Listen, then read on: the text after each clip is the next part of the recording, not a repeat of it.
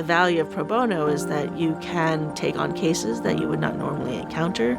And what pro bono work has done is really broadened my horizons, and I pretty much am open to learning about any area of the law when a pro bono opportunity presents itself.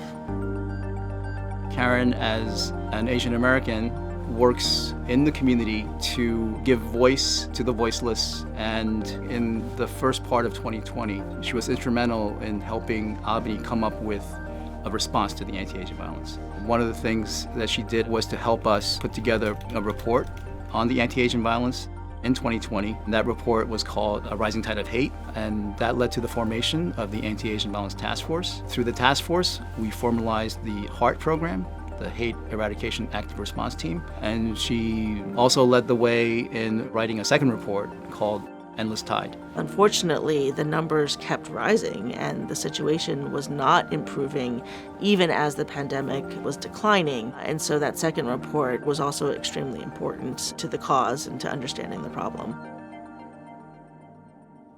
Karen's pro bono work has been extraordinarily valuable to this firm. I mean, she's just been remarkable in her ability to find the kinds of cases that make our lawyers really want to come to work every day and want to do some good.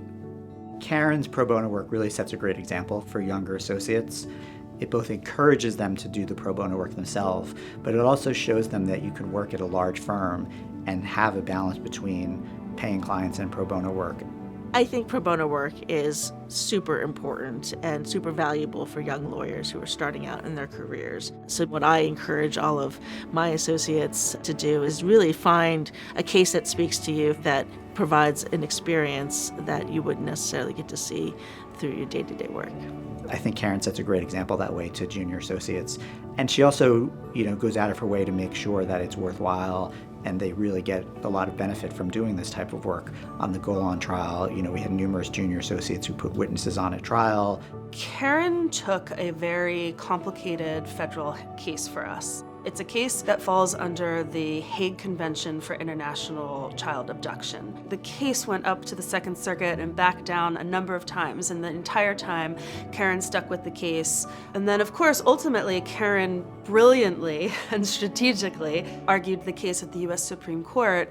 And I don't think we could have asked for a better person up there arguing on behalf of domestic violence victims.